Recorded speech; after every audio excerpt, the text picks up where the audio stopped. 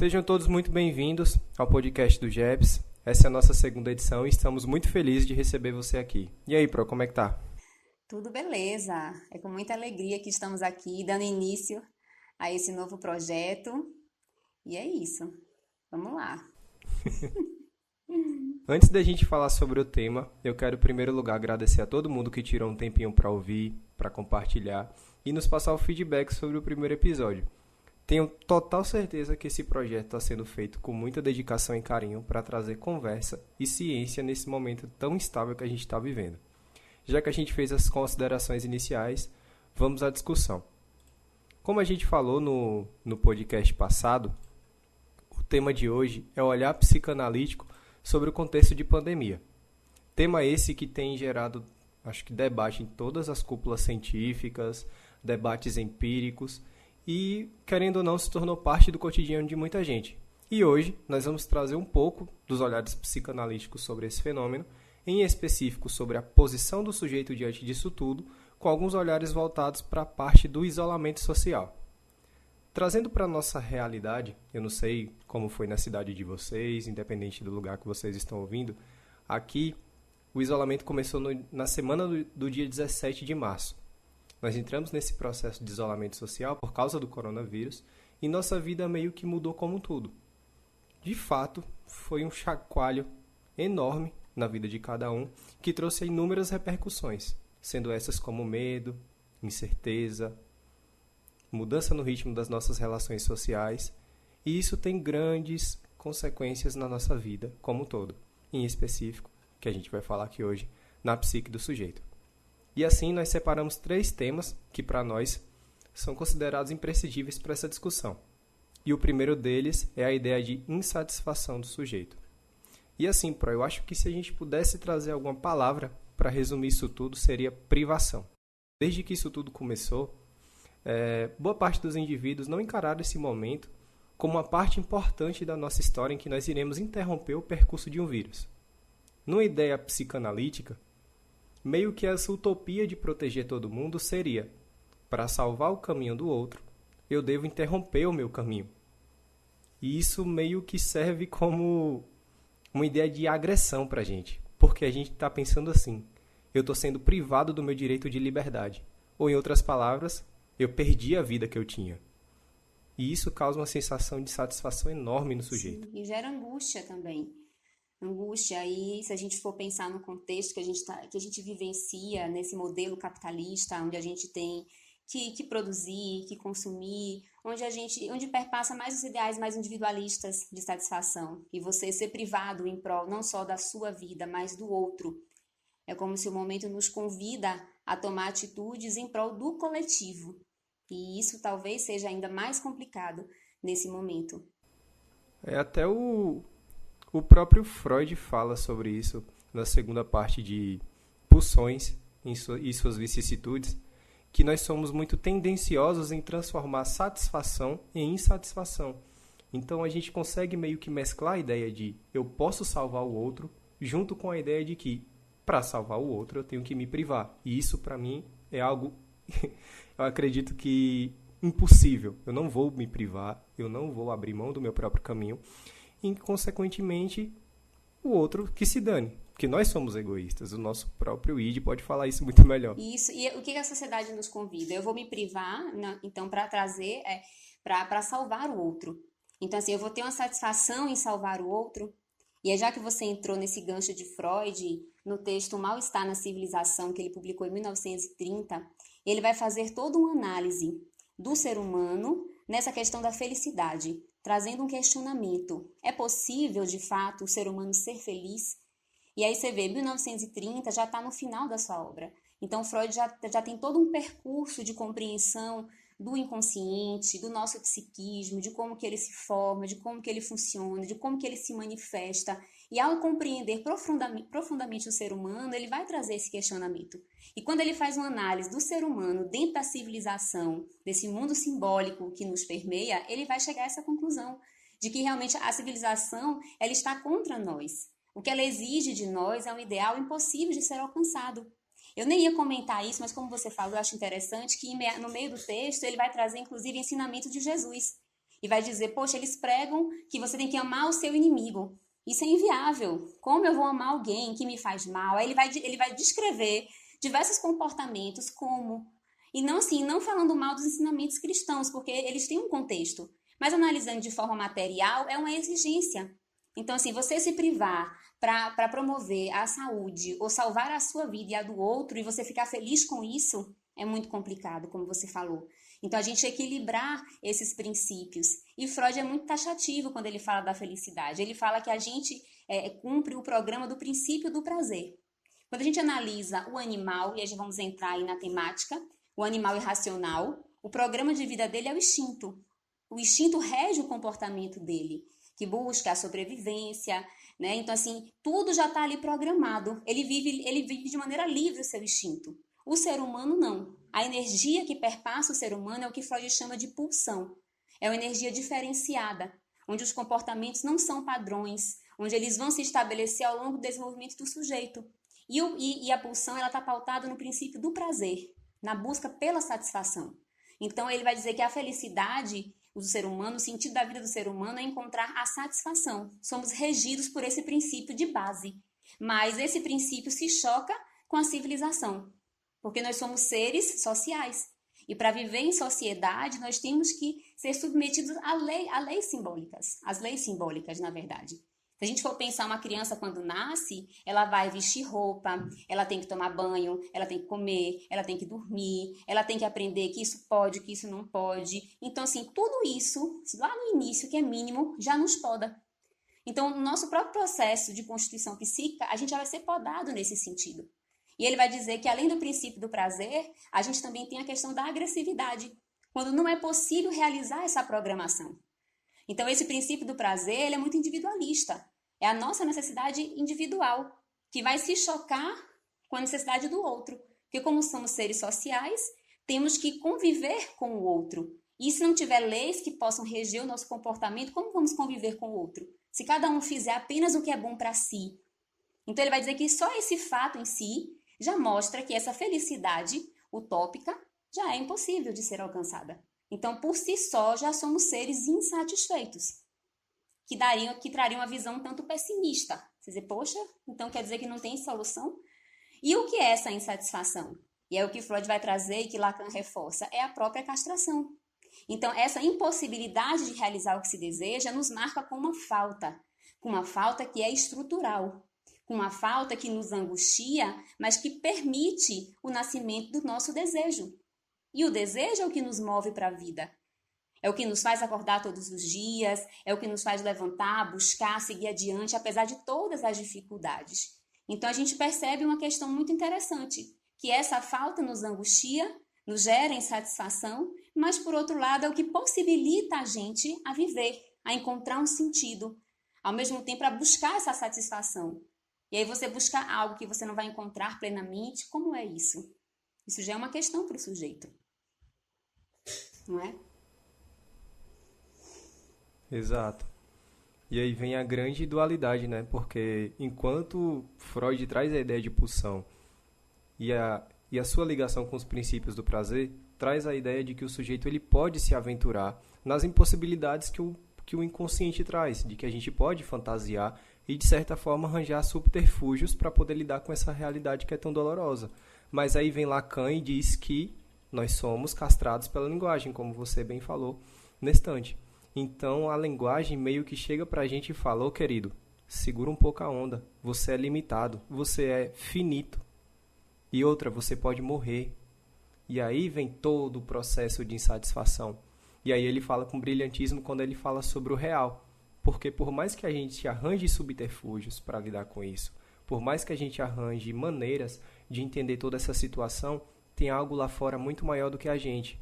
Tem algo muito maior que uma hora ou outra vai chegar e vai falar, é isso aqui que você tem que encarar.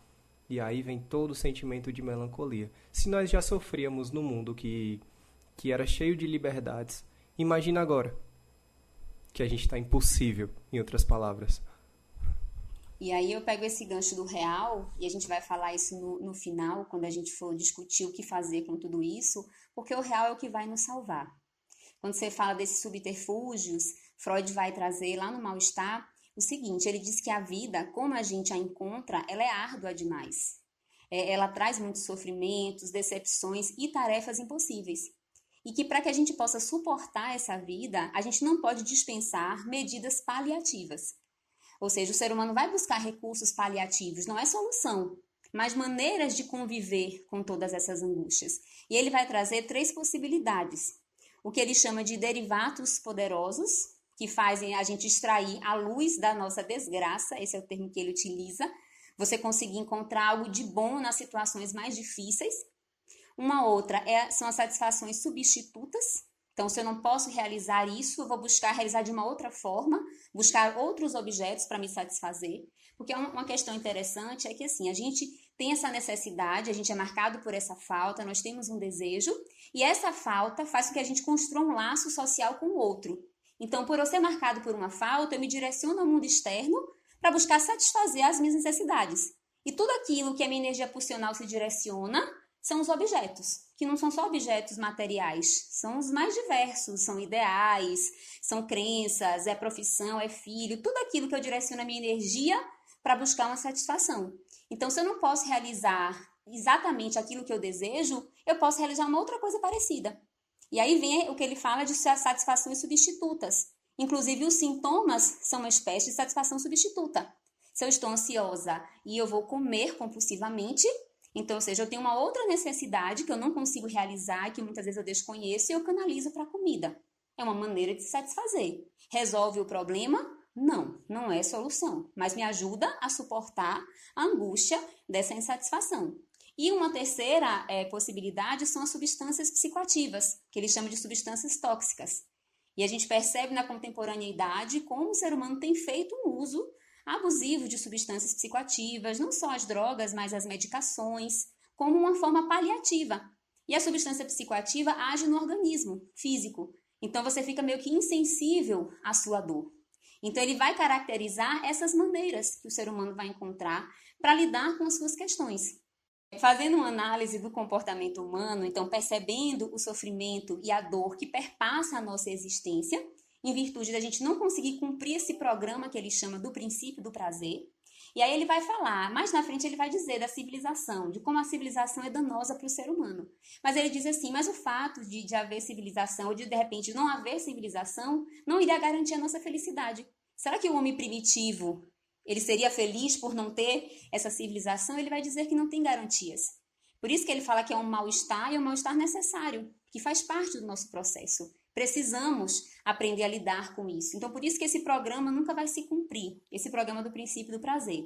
E aí ele vai trazer uma visão que ele chama de comportamental, né, que vai mostrar o propósito e a intenção da vida humana. Então, qual é a intenção da vida humana frente a esse programa? É obter a felicidade e permanecer assim feliz. É isso que a gente busca em tudo na nossa vida. E é por isso que Freud muitas vezes é mal interpretado, quando ele fala que a pulsão é uma pulsão sexual. Porque o sexual tem essa conotação de buscar a satisfação, de buscar o prazer, não só no ato sexual em si.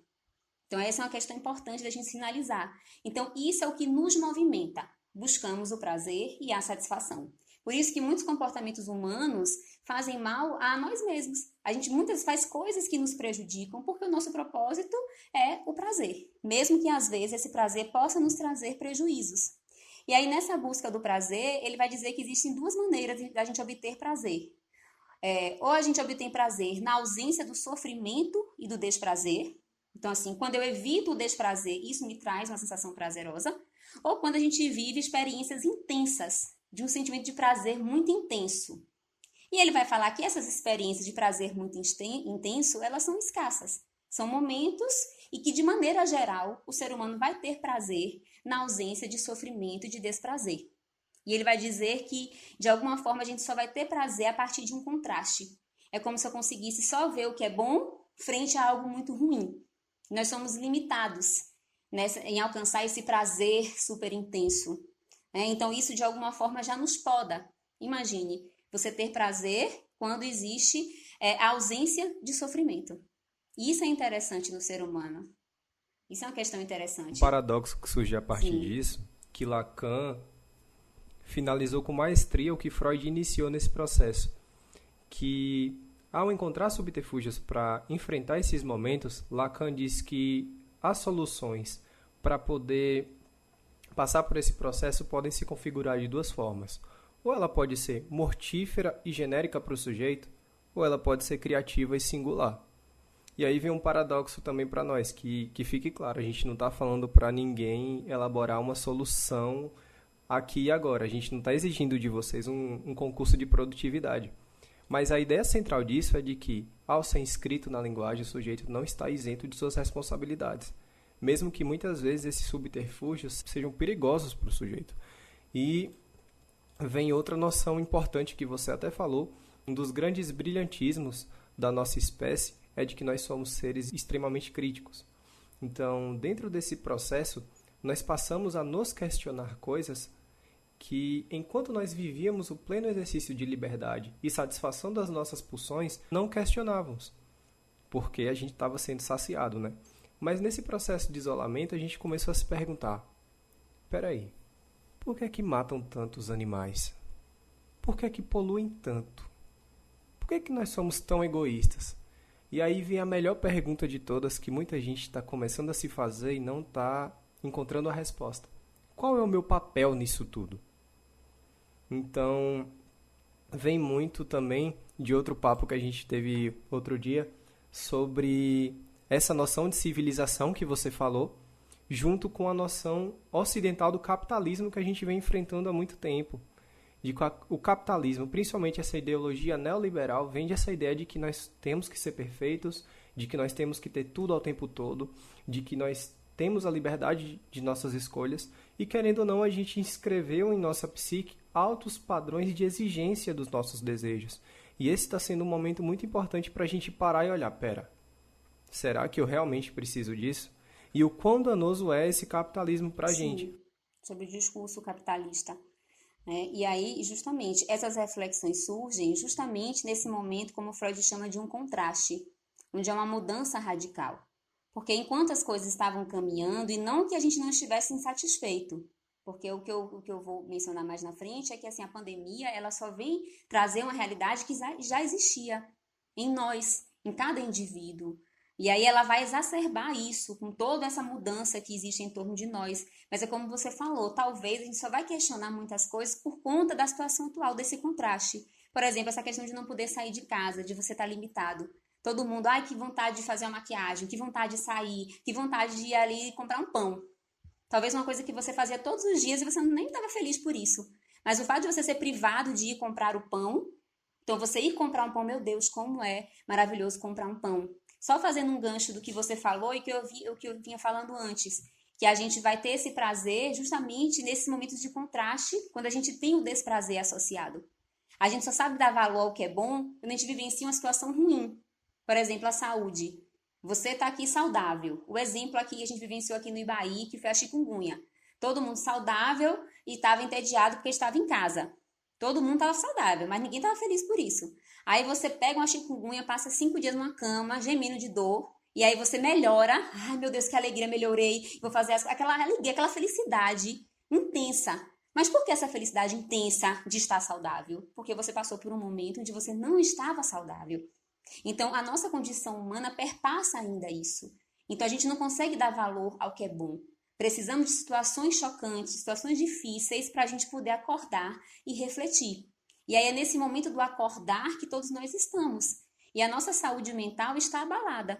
Não tem nenhum ser humano aqui que não está abalado na sua saúde mental. Porque todo mundo está sofrendo consequências diretas e indiretas da pandemia.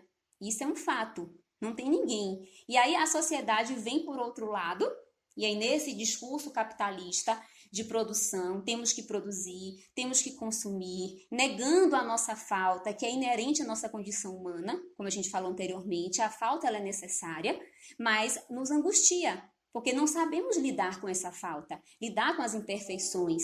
E aí isso é uma questão do ser humano. E aí todo o sistema vem, que o capitalismo vem, começa a produzir objetos de consumo, que Lacan vai utilizar um termo em inglês que é o gadgets.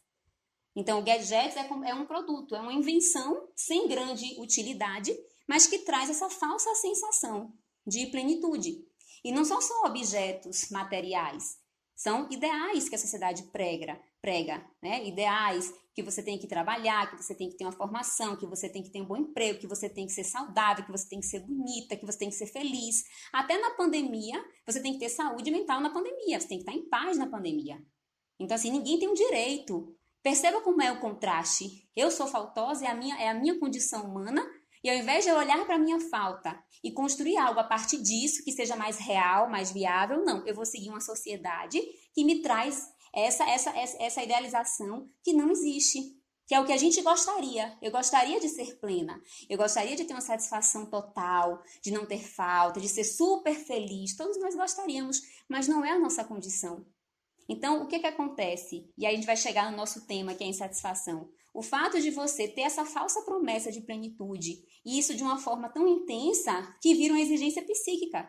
Quando o Freud fala do superego, você internaliza isso e você tem que buscar isso. Se você não busca, gera o sentimento de culpa. Freud fala isso no mal-estar também, a culpa. A culpa, a ansiedade, porque eu nunca conquisto, porque eu nunca chego lá, porque eu nunca estou na plenitude. E aí o capitalismo ganhando em cima da gente, porque a gente consome, mas a gente também é objeto do capitalismo. Somos usados.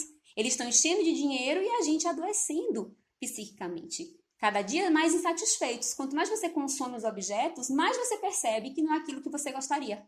Isso só reforça a insatisfação. Quanto mais perdido nós estamos, mais insatisfeitos a gente fica e mais a gente consome. Perceba o consumo, por exemplo, na internet, agora é o foco, né? O que é que se vende na internet? Tudo que você imaginar. De cursos de meditação, disso, daquilo, e vamos ficar bem, e todo mundo lá, eu tenho que aprender, eu tenho que ficar bem. Olha a angústia que as pessoas estão vivendo, assistindo os noticiários, né? Então esse é o contexto que a gente está vivenciando. Para você ter noção, até quando começou esse processo de pandemia, assim, vocês aí que estão ouvindo, pode me corrigir, pode mandar pra gente, mas eu não vi uma publicação falando sobre a ideia de se acolher, de entender o que nós estamos passando e principalmente a ideia de acolher o outro nesse processo. Foram publicações como 20 cursos para fazer na pandemia, 10 filmes para assistir e melhorar o seu conhecimento sobre determinada área. E aí vem uma grande teoria de Alan Watts que fala que a gente pode se frustrar 2 vezes mais a depender das expectativas em que nós colocamos sobre determinada situação. E a gente não foi ensinado a entender sobre esse processo de frustração, nessa ideia de perda. Isso sobre perda lembra muito a ideia que a gente pode puxar para o próximo assunto, sobre luto. O fato da gente ser confrontado com a falta pelo nosso contato com a civilização, com a sociedade, com o mundo simbólico. E só trazendo um esclarecimento quando você fala da linguagem, né? A linguagem nos marca com uma falta, porque assim, somos seres falantes. E a partir do momento que a gente adquire a capacidade de utilizar a linguagem para nos expressar enquanto sujeito, isso vai marcar uma falta. Por quê? Porque nem tudo é possível de ser dito. Então, a gente nunca vai conseguir falar tudo o que eu gostaria, nunca vou conseguir expressar, você nunca vai conseguir pôr em palavras aquilo que perpassa a nossa condição humana. Então, a linguagem permite a nossa troca social, o nosso diálogo, a nossa reflexão, o nosso pensamento, é o nosso meio de se expressar. No entanto, ela não expressa tudo. Então, essa falta é algo estrutural. E aí, o interessante é a gente aprender a lidar com essa falta. Mas como estamos imersos nessa sociedade capitalista, imersos no meio onde as pessoas têm essa dificuldade, então, assim, muitas vezes a nossa criação não favorece. Principalmente quando são aqueles pais permissivos, que oferecem tudo, que têm dificuldade em lidar com o choro, com o sofrimento da criança. Eu escuto muitos pais, eu não quero que ela chore, eu não quero que ela sofra. E é necessário a criança passar por isso na infância. E isso vai trazer bases para, na vida adulta, você aprender a lidar com isso. Quando o pai diz um não, quando o pai reclama, quando o pai corrige um filho e permanece amando, a criança percebe que ela tem um limite, que ela errou, que ela foi corrigida, mas que o pai não deixou de amá-la porque ela errou, porque ela é faltante. Preste atenção como isso é importante. Você educar e você amar o seu filho. E quando falta algo, um dos dois, isso gera consequências sérias futuramente. Porque quando não ama, não tem essa autoestima, essa autoconfiança. Quando você não educa, a criança não tem essa noção dos limites, de até onde ela pode ir. E aí a pessoa vai sair para a sociedade despreparada. E aí eu chego lá na vida adulta, sem saber lidar com as frustrações, fragilizada psiquicamente, e aí quando eu encontro 1000 exigências na sociedade, isso vira um caos. Porque eu não me sinto confiante o suficiente, não sei fazer o que fazer com isso, sou imperfeita, exigem perfeição, tem objeto de consumir, e fica essa confusão do ser humano. E aí a gente fica muito à mercê do outro, por uma falha que vem estruturalmente sendo construída na nossa história. E aí o que acontece? Quando a gente entra nessa lógica capitalista e busca, por exemplo, o consumo como um meio de lidar com a nossa falta, mais precisamente como uma forma de mascarar a nossa falta, porque é isso que a sociedade capitalista nos convida, né? Olha, eu tenho a receita para a plenitude, então consuma que você vai ser pleno. E aí a gente fica preso nesses objetos, vivendo muitas vezes de maneira mecânica, sem nem refletir. Eu comprei o iPhone 1, 2, 3, agora eu quero 4, quero 5, quero 6. Aí eu fiz uma plástica aqui, mas eu quero mais. Eu vou consumir isso aqui, alimentos saudáveis, e vira uma compulsão. Perceba que tudo que você busca para mascarar a falta vira uma compulsão. Por quê? Quanto mais você busca, mais insatisfeito você fica. Mas beleza, eu estou consumindo, estou vivendo, estou buscando, estou achando que estou encontrando a plenitude, cada dia mais insatisfeita. E aí, de repente, chega num momento onde eu não posso mais consumir nada, isolada socialmente. Né? Então, fique em casa. Não pode ir para academia, não pode trabalhar, não pode comprar isso, não pode consumir aquilo. Se, na verdade, para mim, um valor importante é a beleza, é me arrumar, é aparecer, é sair para festa, não posso mais ir para festa. E, de repente, todo mundo se vê privado desses objetos substitutivos, capazes de mascarar a nossa falta. Aí vem essa questão que Gabriel está falando, da nossa segunda temática, que é a questão do luto.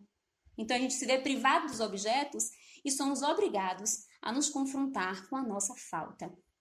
E aí vem toda a questão desse momento de pandemia, o nível de adoecimento psíquico nesse período, o aumento da ansiedade, da depressão, do toque, do pânico, da violência doméstica, porque ninguém está podendo mais fugir.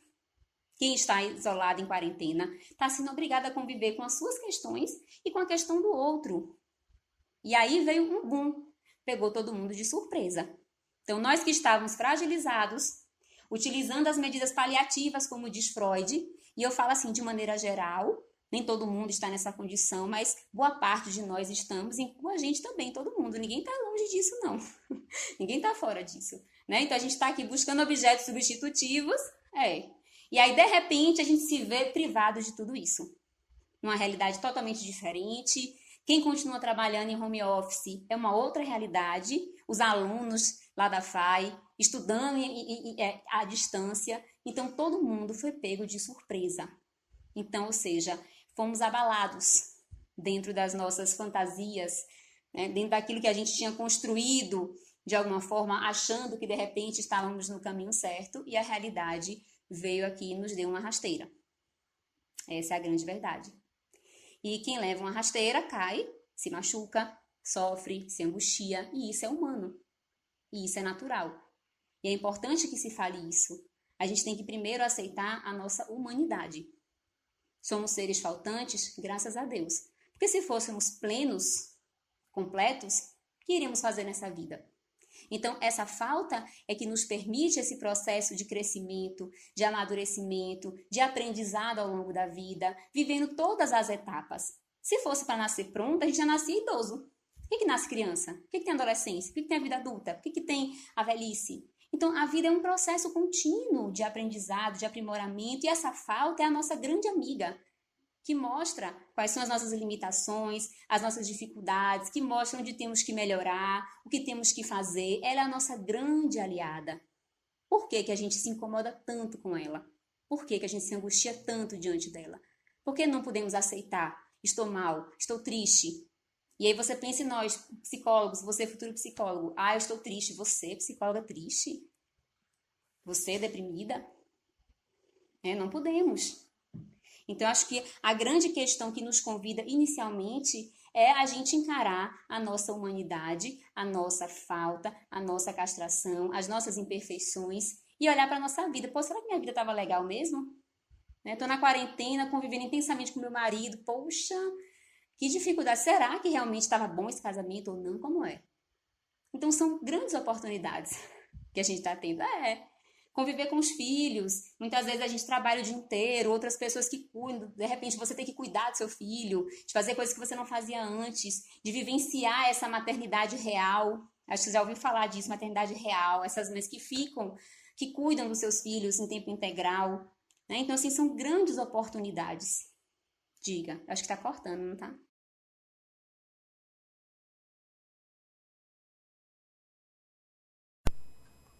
Pronto.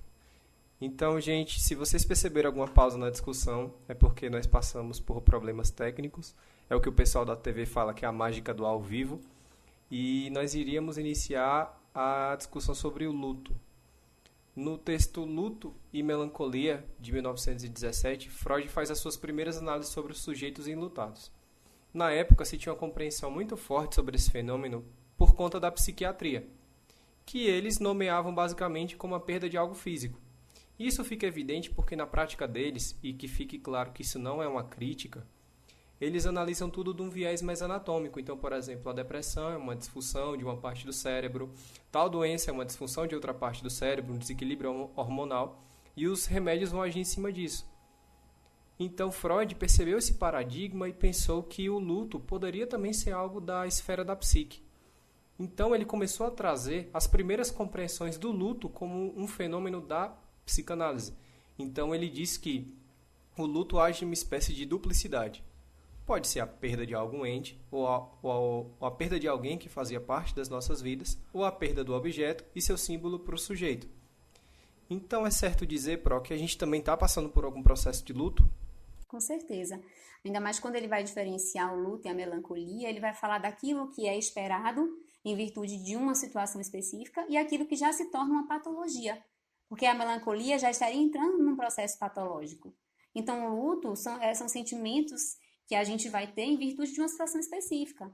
Então, no momento de pandemia, onde passamos por todo esse processo de privação, o risco de morte eminente diante de uma morte coletiva que assola todo o nosso planeta, então isso é um processo, sim, de luto. E por que de luto? Porque a gente perde os objetos que a gente investe a nossa libido, a nossa energia, a nossa pulsão, a gente para a nossa vida.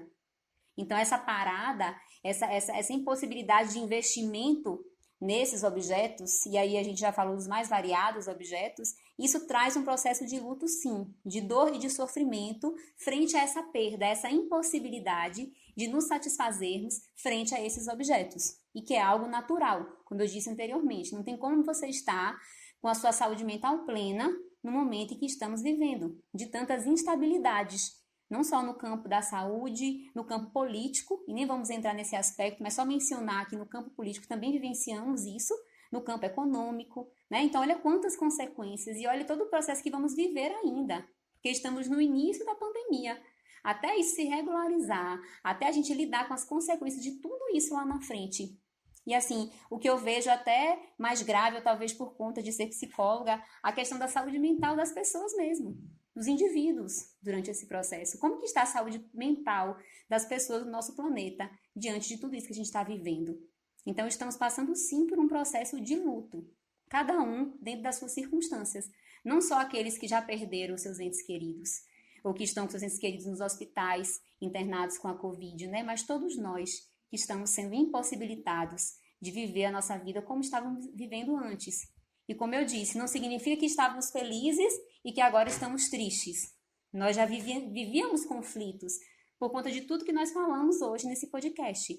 Da nossa condição psíquica, da falta estrutural, da maneira como a civilização e a lei simbólica ela perpassa a nossa vida psíquica. Então, todo o nosso contexto já é propício, né, a esse sofrimento, a essa insatisfação, já nos convida a aprender a lidar com essa falta. A verdade é essa, a vida nos convida a isso, sempre nos convidou.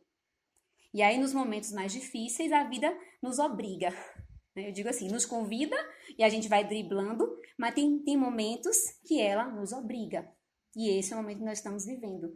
Estamos nos sentindo obrigados a nos confrontar com essa falta, com essa perda, com esse luto.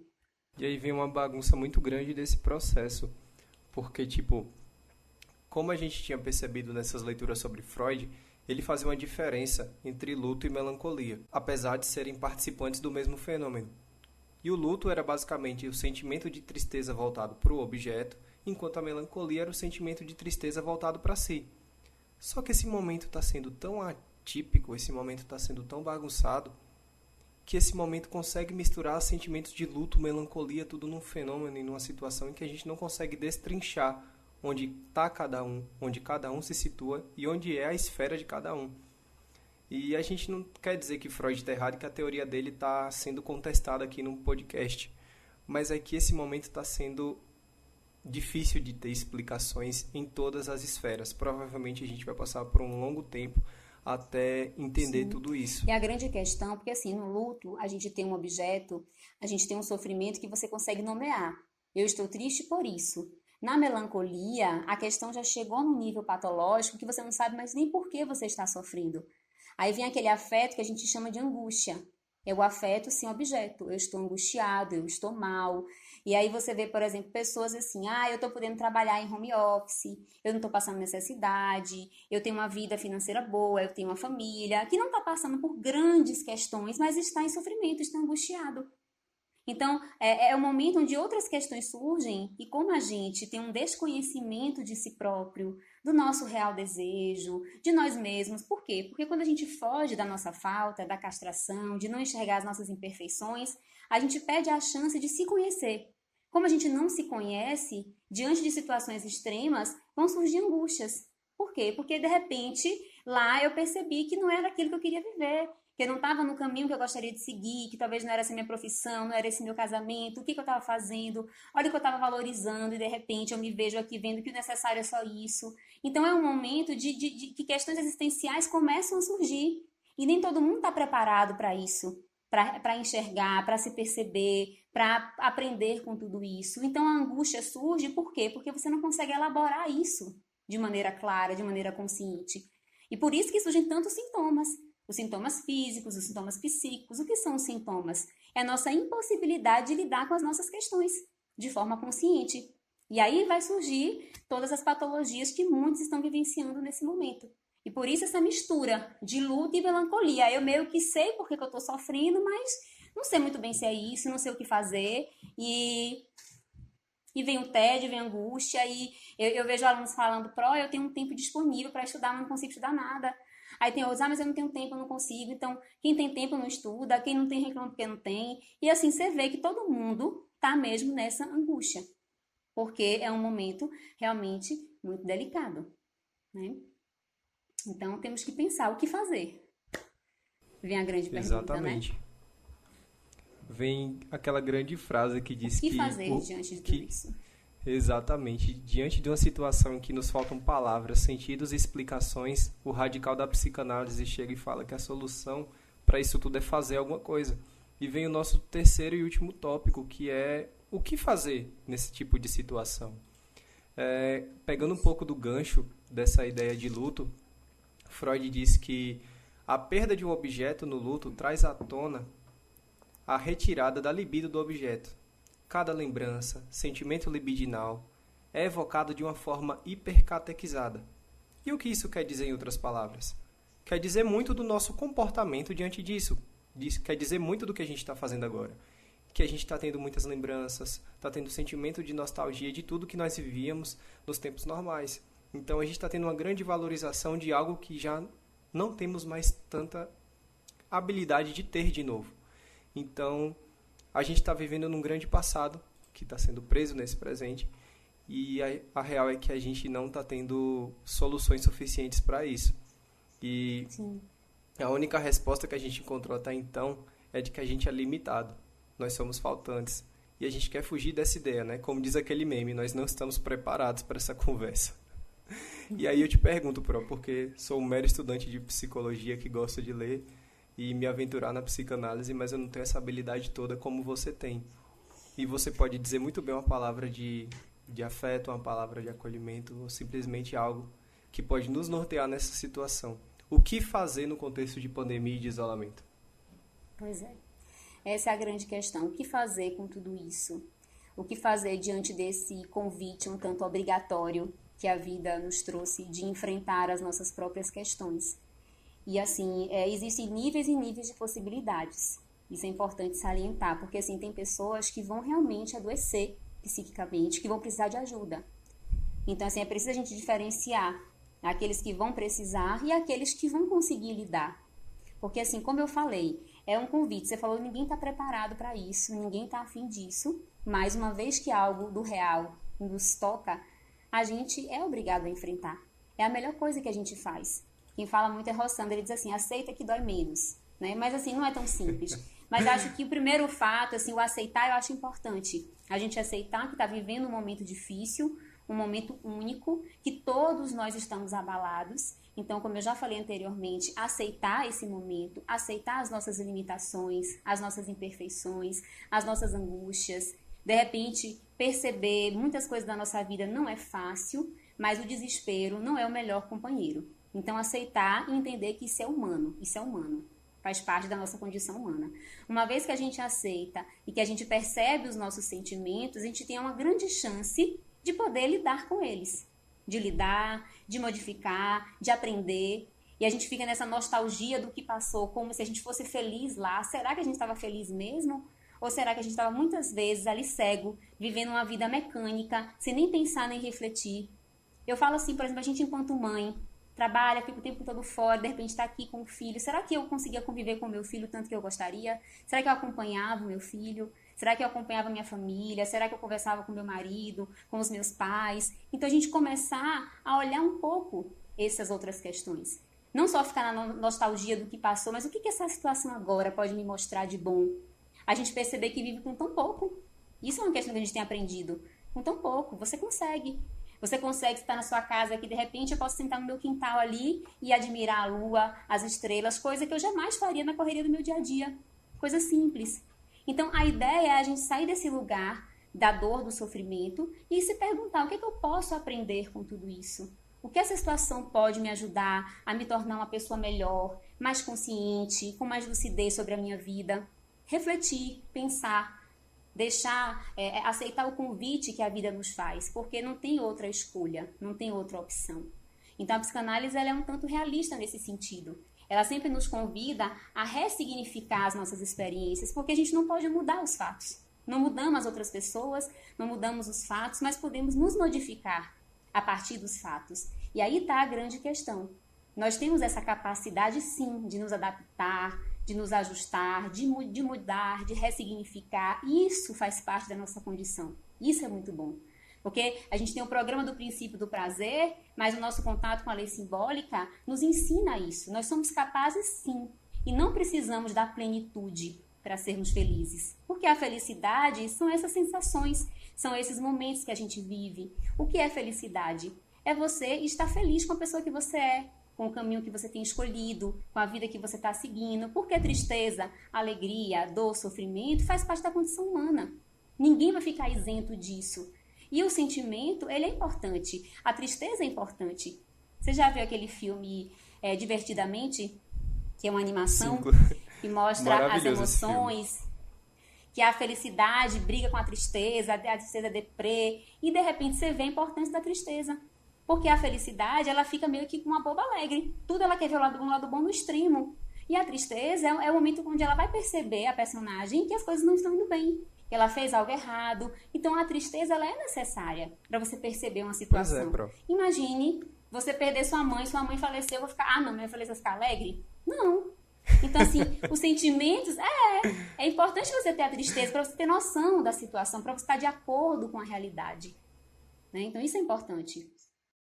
Fazendo até um paralelo com esse filme, estava até tendo uma discussão com minha namorada, que lidam com esse assunto de analisar filmes em psicologia organizacional, de que a felicidade ela é tão demandante que ela se torna autoritária. E aí a gente pode pensar o quanto essa felicidade pode nos ferir. Porque a gente olha a felicidade nesse ideal, até que a gente falou mais cedo sobre capitalismo, de que ela é um ideal a ser alcançado e que quando nós conseguimos, de fato, alcançar essa felicidade, nós vamos ter o pleno gozo de nossas satisfações. Mas não é bem assim. É aquele momento da gente olhar e se questionar falar, o que essa falta me diz e o que eu vou fazer a partir disso? Isso justamente. E assim, a gente entender que essa felicidade utópica não existe. E quanto mais a gente busca algo idealizado, mais infeliz a gente vai estar. Então, você não está infeliz porque você não tem tal objeto, porque você não tem tal posição social. Não, você está infeliz porque você está buscando algo que é inviável. Essa é a grande crítica de Freud. A civilização exige da gente coisas que são impossíveis. Então, a gente precisa adequar as nossas expectativas à nossa realidade. Então, se a gente tem ideais que são mais plausíveis, possíveis de serem alcançados, a gente vai conseguir, sim, uma certa satisfação, nunca plena. E isso é um fato, é a nossa condição. E isso permite a gente construir um laço social com o outro, esse aprender com o outro. Eu preciso do outro, é na relação com o outro que eu vou aprender, que eu vou me enxergar. Porque quando a gente vai nessa ideia de que a gente pode conquistar tudo e essa plenitude, você fica muito individualista. Eu conquisto, é meu, e a nossa felicidade também perpassa a relação com o outro. O saber conviver com o outro. Esse é um dos desafios que Freud traz. A civilização, ela serve para que a gente possa saber se relacionar uns com os outros. Então, não adianta eu estar feliz e o outro não está. E esse momento de pandemia nos mostra isso. Não adianta eu estar aqui saudável, sendo que todo mundo está doente ao meu redor. Então, é um momento que a vida nos convida a esse olhar mais para o coletivo, mais para o outro, para as nossas limitações, para as limitações do outro. Enquanto a gente vem num caminho capitalista, individualista, de felicidade plena, a vida muito sábia, e vem muitas vezes através da dor, nos mostra algo muito maior do que isso. Então, por mais que seja sofrido e difícil esse momento de pandemia, e a gente não quer, e ninguém queria passar por isso, mas talvez seja uma grande oportunidade para a nossa humanidade acordar. Acordar. Porque a gente percebe como que esse caminho que a gente vem trilhando só gera insatisfação e sofrimento. Freud fala, a civilização avançou tanto, a ciência avançou tanto, o ser humano avançou tanto e continua infeliz. Cada dia mais infeliz. Esse modelo, esse sistema de funcionamento. Então, talvez o coronavírus veio também com esse propósito, desse acordar. E que a gente possa aproveitar esse momento para acordar. Porque tudo na vida tem esses dois lados. Um momento difícil pode me destruir, acabar comigo, mas pode me fortalecer. E aí eu lembro de uma frase do apóstolo Paulo, que ele diz assim, que no momento de mais dor e sofrimento, foi o momento onde ele sentiu que ele era mais forte. Onde surgiu uma força de onde ele menos imaginava. Então, que a gente possa mudar um pouco a nossa visão e olhar com bons olhos esse momento tão difícil. Porque, como diz Freud, a gente muitas vezes só vai aprender a valorizar o que é bom a partir do sofrimento e da dor. Então, que possamos construir aí esse aprendizado. É até aquela lógica de Sim. que antigamente a gente tinha uma expectativa de vida muito curta, porém nós éramos mais felizes. E hoje a gente tem uma expectativa de vida altíssima, porém a morte psíquica ela vem muito mais cedo. Então é o que você falou, é hora de acordar, de rever, de entender o que é que nós estamos passando e principalmente entender o nosso processo, já que o nosso processo é singular e ele deve ser tratado como tal. Mais alguma consideração, Pro? Não, se a gente aqui não termina não, aqui se a gente não parar aqui, tá? Eu acho que já deu para dar uma pincelada. E aí, aqueles que tiverem interesse podem aprofundar as suas pesquisas, podem pegar esses textos de Freud. No Mal-Estar, ele retoma textos iniciais, interpretação dos sonhos, os 3 ensaios, os textos sobre a pulsão, sobre a segunda tópica, porque tudo isso perpassa esse entendimento.